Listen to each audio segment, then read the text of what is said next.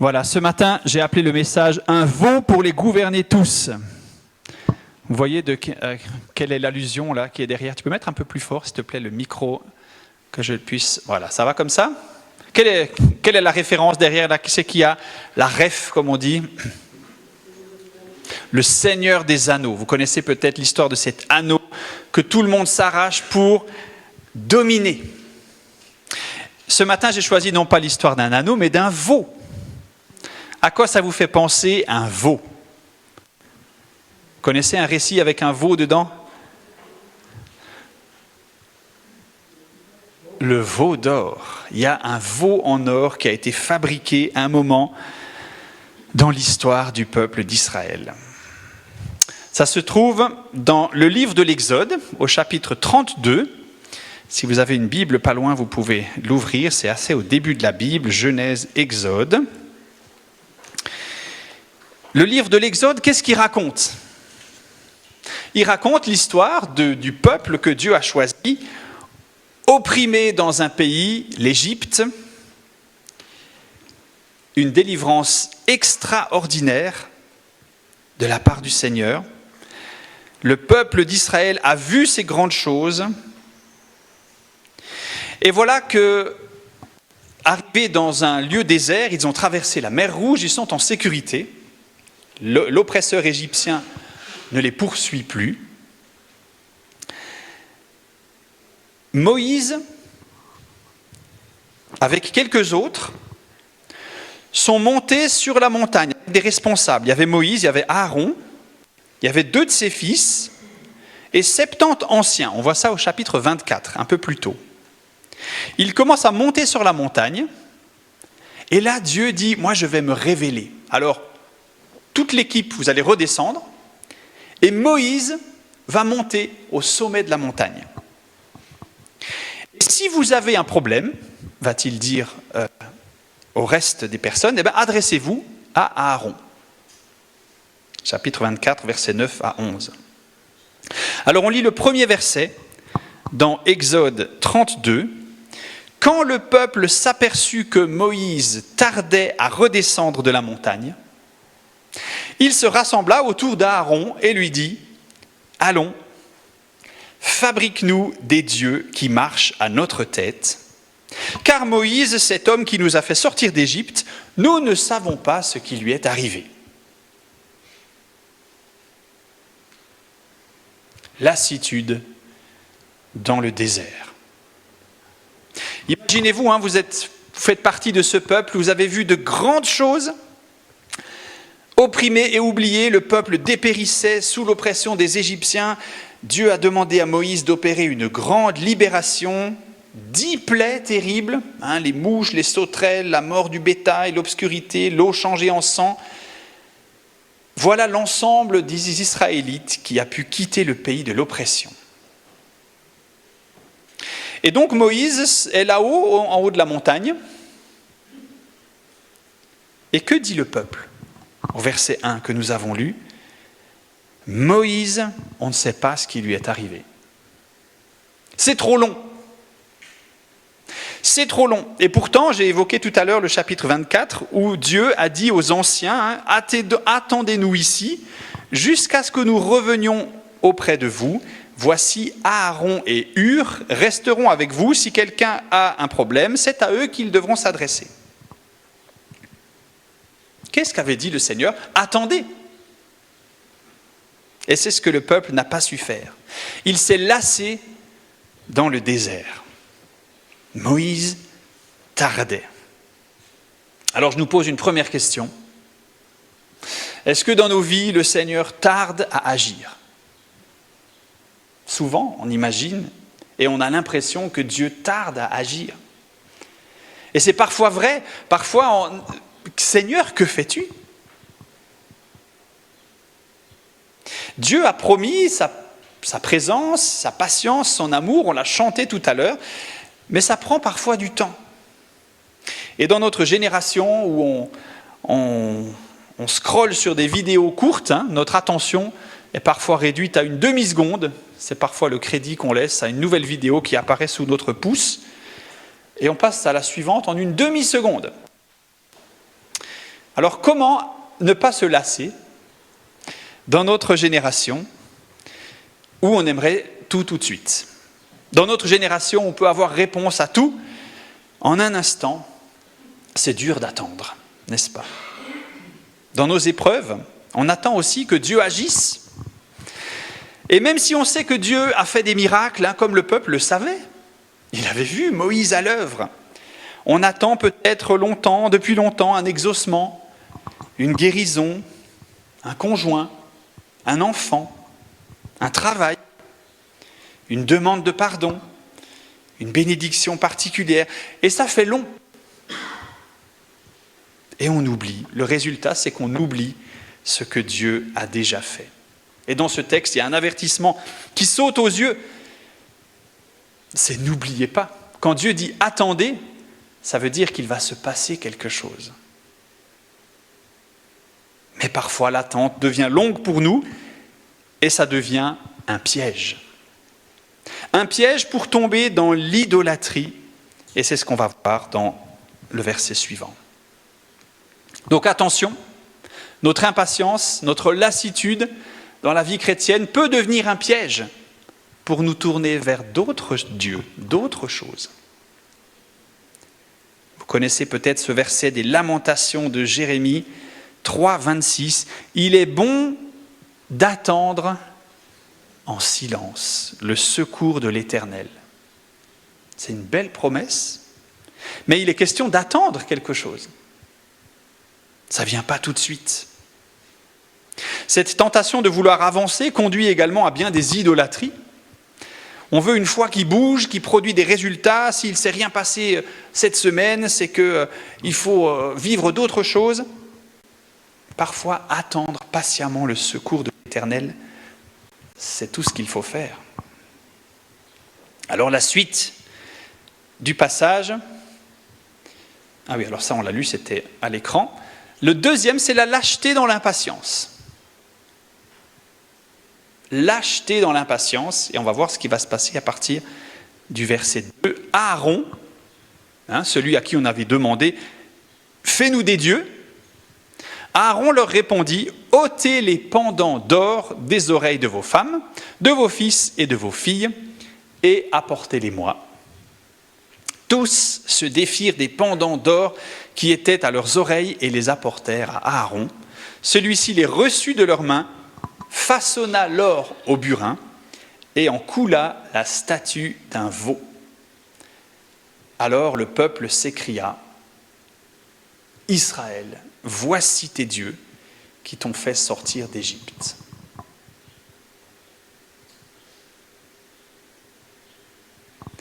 Lâcheté dans l'impatience. Aaron se laisse prendre au piège. Celui, souvenez-vous, qui avait tenu tête au pharaon, le grand roi de l'époque, il n'a pas su tenir tête au peuple qui était tellement impatient parce que Moïse ne redescendait pas de la montagne. Et qu'est-ce qu'il va faire à Aaron? Il va chercher de la matière première. De la matière première pour fabriquer un veau. Alors on ne sait pas trop s'il l'a fondu ou façonné au burin. Vous voyez, il y a un peu les deux expressions au verset 4. Ce n'est pas là l'important. L'important, c'est que Aaron nous montre ici la plus grande entreprise du monde entier.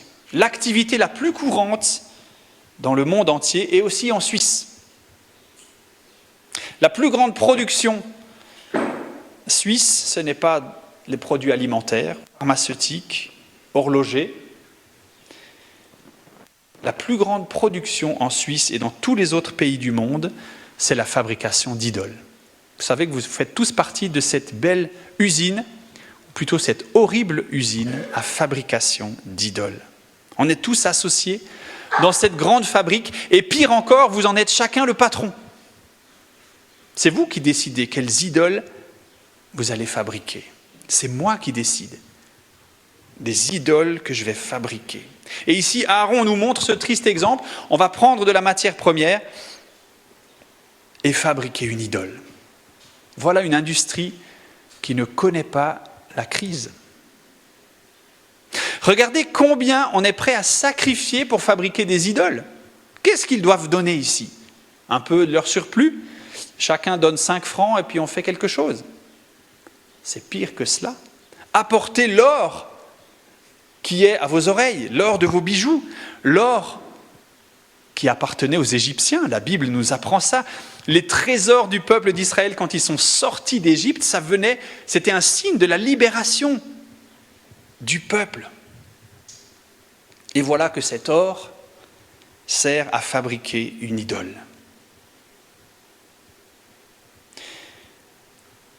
Combien sommes-nous prêts à sacrifier pour nos idoles? Cette matière première, ça peut être notre or, notre argent, notre temps, notre énergie, nos pensées, notre attachement, notre confiance, nos dons. Finalement, ce que Dieu nous donne, on l'emploie malheureusement pour fabriquer des idoles. Certains dépensent des fortunes dans toutes sortes de produits de dépendance pour se sentir mieux. D'autres laissent leur salaire dans le jeu, dans la boisson. D'autres sacrifient leur famille sur l'autel du travail. D'autres producteurs d'idoles négligent toutes leurs relations au profit de leur seule gloire. Ils deviennent leur propre idole. Bien des personnes ont des dons incroyables, mais au lieu de les mettre au service de Dieu, ils les mettent au service de mauvaises causes et d'idoles. Quel gâchis! Enlève les anneaux d'or qui sont à tes oreilles et transforme-les en idoles. C'est ce que fait le peuple ici. Ce symbole de la liberté, cet or de la libération, se retrouve sous la forme d'un veau.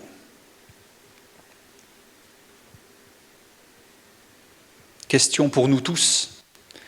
Quels anneaux d'or ai-je sacrifié pour des idoles? Est-ce que je pourrais rattraper quelque chose? Parfois c'est perdu. Est-ce que je pourrais, mais peut-être parfois on peut regagner ce qu'on a perdu pour le réinvestir pour Dieu. Parfois malheureusement ce n'est plus possible. Mais remarquons que ce texte nous montre tout ce qu'on est prêt à sacrifier pour des faux dieux. Lâcheté. La lâcheté d'Aaron dans l'impatience. Vous vous souvenez de ce piège de l'impatience qui nous conduit à nous tourner vers autre chose que Dieu? Et c'est notre troisième point. Confusion dans l'attente. Qu'est-ce que dit la suite de ce texte? Et j'ai remis le verset 4 à l'écran parce qu'il est tellement triste. Israël, voici tes dieux qui t'ont fait sortir d'Égypte.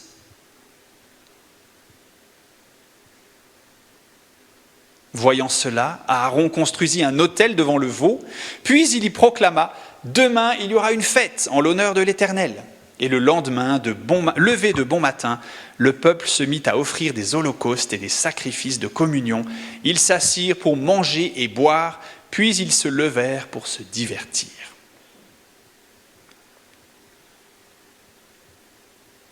Qu'est-ce qui vous frappe dans ces versets?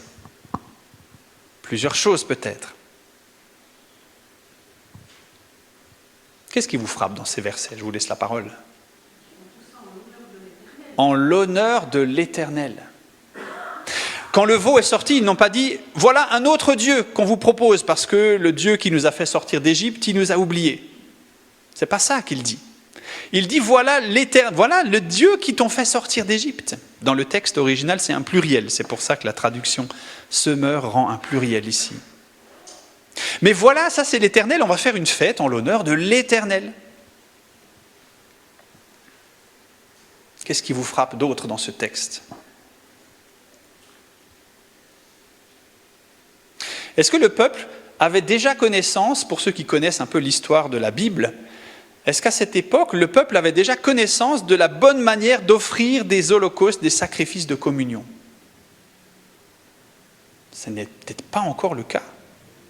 Moïse était en train de recevoir la révélation du Seigneur sur la montagne et le peuple ne savait pas comment adorer son Seigneur. Alors il a sûrement fait n'importe quoi. Et manger et boire, puis se divertir, c'est un euphémisme pour dire qu'ils ont fait n'importe quoi, peut-être même de la prostitution sacrée, où ils ont se livré à de la débauche sexuelle. Confusion. Confusion dans l'attente. Israël n'avait pas du tout l'idée qu'il se fabriquait un autre Dieu, mais ils se sont dit, on va se faire un Dieu à notre image. Ceci n'est pas un Dieu. Vous connaissez ce tableau de Magritte peut-être qui dit « Ceci n'est pas une pipe ». Mais voilà l'équivalent d'ici, ceci n'est pas un Dieu. C'est une image, c'est un animal qui peut représenter de belles choses. Ils ont fait un veau parce que c'était un symbole de fertilité, de puissance peut-être. Et pour ce peuple, voilà celui qui nous a fait sortir d'Égypte. Ça peut ressembler à un Dieu, mais ça n'en est pas un. Ce veau qui sort, un veau pour les gouverner tous. Je reviens à ma formule de départ, pour parodier cette formule du Seigneur des Anneaux. Dans l'œuvre de Tolkien, on sait que cet anneau, malgré son pouvoir très attirant, est en fait un anneau maléfique. Tout le monde l'aimerait, mais il est maléfique. Il agit comme une conscience malveillante qui promet le pouvoir, la gloire, la protection, mais qui sème la corruption de l'âme et l'égarement. Et en fait, quand on cherche à construire une idole, un veau, on a l'impression d'être fort et de pouvoir gouverner le monde, contrôler sa vie, mais c'est l'inverse qui se passe. C'est l'idole qui nous gouverne. C'est le faux Dieu qui a pouvoir sur nous, alors que nous pensons avoir pouvoir sur lui. Remarquez quel genre de Dieu est sorti de cette fabrique, si on garde encore cette image. C'est un Dieu pas trop grand, pas trop puissant. Et c'est important parce qu'un faux Dieu, ça doit être à notre image. Vous comprenez ? Quelque chose qu'on peut transporter. Quelque chose surtout qui ne peut pas parler. Ça c'est important, parce que s'ils avaient fabriqué un Dieu qui pouvait parler, ils les auraient peut-être repris dans leurs excès juste après. Mais avoir un Dieu qui ne parle pas, c'est finalement assez facile pour nous tous, n'est-ce pas ? Un Dieu à taille humaine qu'on peut domestiquer soi-même, qu'on croit domestiquer soi-même, mais qui en fait nous contrôle. Un Dieu à notre image, c'est finalement très pratique. Un Dieu qui nous arrange bien parce qu'il ne va pas nous reprendre, ne va pas nous remettre sur le droit chemin, bien sûr, puisqu'on l'a créé à notre image. Question pour nous tous, quelles sont mes fausses images de Dieu ? Et là, je parle peut-être de faux dieux un peu plus subtils que ce dont on a parlé tout à l'heure, toutes ces choses qui, honnêtement, on ne pourrait pas les appeler dieux. Si je suis adepte des jeux d'argent et que ça devient mon idole absolue, je ne vais pas dire, voilà le Dieu de la Bible. Mais il y a parfois des formes plus subtiles d'idolâtrie qui modifient l'image de Dieu dans nos vies. Je vous donne 2 exemples. Un exemple est véhiculé, à mon avis, par un ouvrage qui s'appelle, entre autres, qui s'appelle « La Bible en 1001 briques ». Qui est-ce qui a ce livre à la maison ? Si vous l'avez, je vous conseille de le mettre bientôt à la poubelle. Je suis un peu dur, mais ce livre est terrible. Non seulement il est écrit par quelqu'un qui n'est pas chrétien, qui est hostile à la foi chrétienne, mais qui présente une image de Dieu qui est aux antipodes du Dieu de la Bible. Quelqu'un de colérique, avec les sourcils froncés du début à la fin. Quelqu'un de vengeur. Quelqu'un de caractériel, d'impulsif, qui fait un peu n'importe quoi avec les humains. Franchement, on est très loin du lieu de la Bible. Et ça peut être une manière de, malheureusement, modifier notre image de Dieu. Et cet auteur qui a photographié des briques Lego avec des figurines, eh bien pour moi, il a falsifié le Dieu de la Bible que nous connaissons. Un autre exemple, ça pourrait être de se fabriquer un Dieu qui nous donne tout de suite. C'est aussi là un faux Dieu, je pense. Un Dieu il suffit de demander et Dieu va nous donner. Résultat, quand on n'obtient pas ce qu'on attend, tout de suite, eh bien Dieu devient un être méchant. Seigneur, pourquoi tu ne le fais pas si tu m'as promis que tu devais me donner quelque chose? Alors, je vais modifier mon image de Dieu dans ma tête. Vous voyez les dangers qu'il y a à se fabriquer un Dieu selon nos préférences, selon nos images. Nos 3 points étaient donc lassitude dans le désert, qui amène au piège de vouloir chercher un autre Dieu, lâcheté dans l'impatience, on se fait avoir par la fabrique d'une idole, confusion dans l'attente, l'image de Dieu en devient modifiée. Et j'ai encore 2 points pour nous ce matin, jugement dans la colère. Et le dernier point sera un peu plus positif, je me réjouis de l'aborder avec vous. Mais ce 4e point fait aussi partie du texte, et je lis un peu plus loin, versets 8 à 10 du même chapitre. Voilà Dieu qui dit « Ils se sont bien vite détournés de la voie que je leur avais indiquée. Ils se sont fabriqués un veau de métal fondu, ils se sont prosternés devant lui et lui ont offert des sacrifices en disant « Israël, voici tes dieux qui t'ont fait sortir d'Égypte. » L'Éternel ajouta « Je constate que ce peuple est un peuple rebelle. Maintenant, laisse-moi faire. Ma colère s'enflammera contre eux et je les exterminerai. Mais je ferai de toi un autre grand peuple. » On sent qu'au verset 8, le Seigneur est blessé, comme on le serait tous, si on l'a confondu avec quelqu'un d'autre, ou si on l'a réduit à un veau de métal fondu. Ils se sont prosternés et ils ont offert des sacrifices en disant « Voici tes dieux », alors que moi, l'Éternel, je suis là. C'est très vexant d'être pris pour quelqu'un d'autre. Ça vous est peut-être déjà arrivé, vous avez inversé un nom et vous pensiez que c'était cette personne-là et puis la personne a dû être très gênée. Le Seigneur est un Dieu jaloux, nous dit l'Écriture. Pas parce qu'il est jaloux, parce qu'il fait un caprice et qu'il boude parce que son petit frère a eu une glace, c'est pas lui. C'est pas cette jalousie-là. C'est la jalousie de celui qui se fait voler la place qui lui revient. L'Éternel est le seul vrai Dieu et toute fabrique d'idoles, d'un faux Dieu, même qui peut lui ressembler, même à qui on peut donner son nom, lui fait concurrence et le met en colère. Ce peuple est rebelle, laisse-moi faire, ma colère s'enflammera contre eux. Dieu est prêt à balayer ce peuple et à recommencer avec Moïse. Vous voyez la fin du verset 10. Allez, ce peuple, il est trop mauvais, je continue avec toi, Moïse. Et là, c'est beau parce que Moïse, il a dit non. Il a dit non, Seigneur, tes promesses, elles s'adressent à ce peuple-là, elles ne s'adressent pas à moi seulement. Moïse n'a pas voulu récupérer la gloire pour lui, lui qui était resté peut-être le seul fidèle à ne pas se prosterner devant le veau, n'a pas voulu la gloire pour lui-même. Finalement, le texte nous apprend que Dieu va renoncer à cette solution radicale. Le verset 14 nous dit,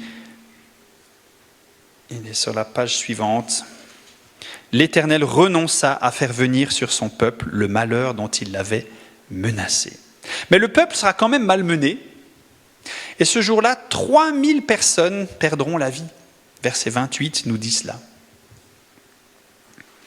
3000, ça vous fait penser à un autre chiffre dans la Bible où on a 3000.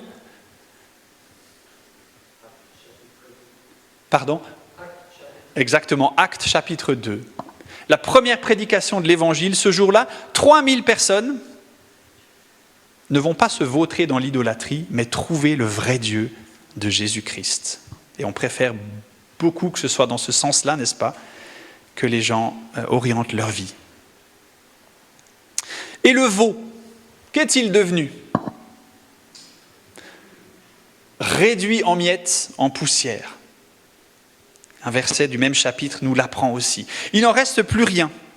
Alors les amis, les idoles, il n'en restera plus rien de nos idoles. Si elles ne nous déçoivent pas aujourd'hui, elles nous décevront demain. Si elles subsistent encore aujourd'hui, elles mourront demain. Et tous les espoirs, l'argent, l'or, le temps, le culte, l'adoration, l'énergie qu'on y aura placée s'envolera avec. Ça peut valoir beaucoup à nos yeux.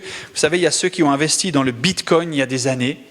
Ça valait à peu près $60 il y a 15 ans. Et aujourd'hui, ça vaut plus...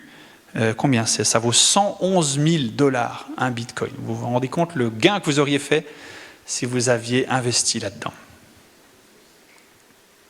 Peut-être vous l'avez fait. Mais même la plus puissante des crypto-monnaies s'écroulera un jour. Tout ce qui n'appartient pas, tout ce qui n'est pas Dieu, en fait, là où on place nos billes, nos éléments, nos repères, nos richesses, notre énergie, tout ça, ça s'envolera comme ce veau d'or pour le peuple d'Israël réduit en poussière. Alors souvenons-nous-en, la prochaine fois qu'on va enlever quelques anneaux d'or de nos oreilles pour les transformer en idoles. Je lis le dernier verset voilà, ça on a dit, pardon dans l'égarement. Parce qu'il est question d'un pardon. Et d'une intercession pour le pardon, je lis les 3 derniers versets d'Exode 32. Magnifique verset. Le lendemain, Moïse dit au peuple, « Vous vous êtes rendus coupables d'un grand péché. Maintenant, je vais remonter auprès de l'Éternel. Peut-être obtiendrai-je un moyen d'expiation pour votre péché. » Moïse retourna donc auprès de l'Éternel et dit, « Hélas, ce peuple s'est rendu coupable d'un grand péché. Il s'est fait un Dieu d'or. Mais maintenant, veuille pardonner ce péché. Sinon, efface-moi du livre que tu as écrit. » Notre dernière lecture pour ce matin dans ce chapitre nous montre un intercesseur, un médiateur, quelqu'un qui plaide pour le pardon. À qui vous fait penser cette requête de Moïse ?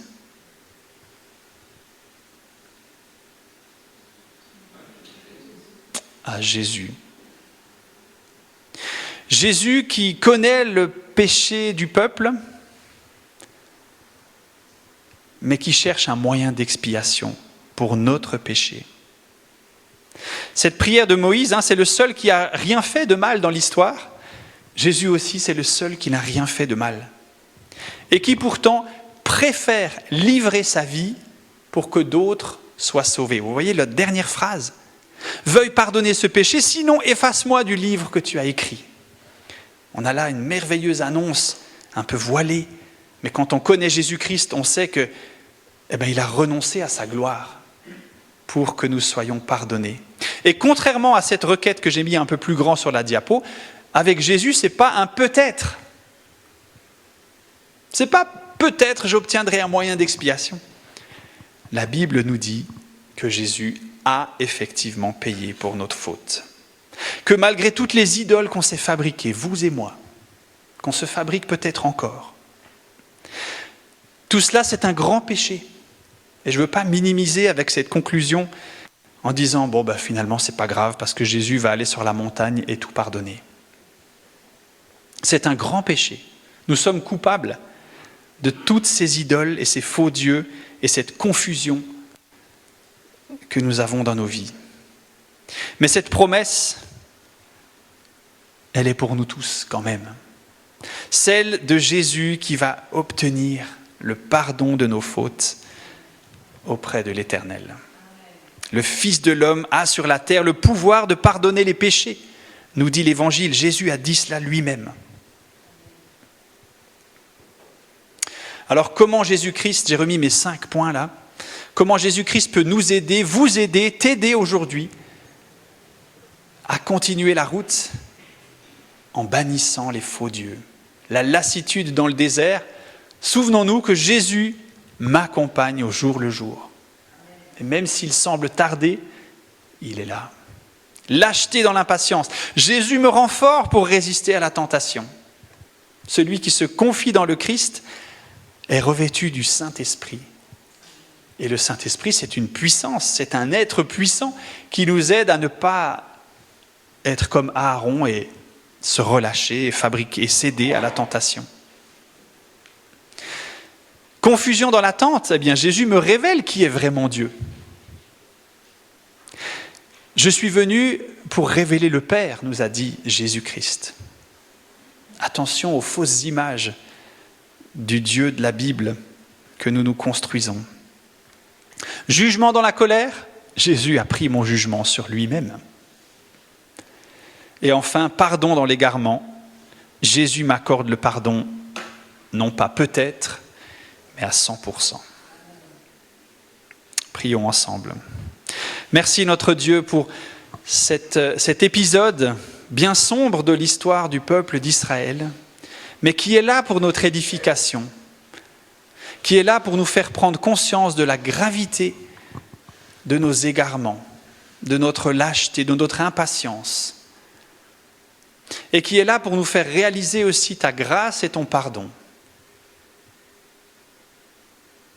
Seigneur, ce matin, j'aimerais, dans cette prière, peut-être que chacun de nous, on puisse penser à une idole qu'on s'est fabriquée, qui prend notre argent, notre temps, notre énergie, devant laquelle on se prosterne régulièrement.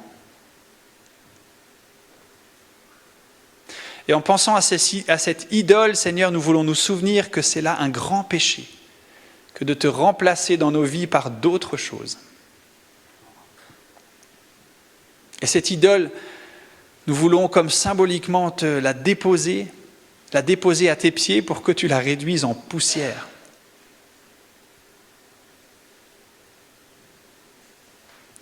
Et Seigneur, que cette poussière d'idole puisse nous rappeler ta grandeur, ton amour pour nous, ton pardon, car tu es le Dieu qui pardonne nos égarements. Alors je te remercie, je te demande aussi de nous accorder à nouveau ce pardon. Pardonne-nous nos offenses, comme nous aussi nous pardonnons à ceux qui nous ont offensés.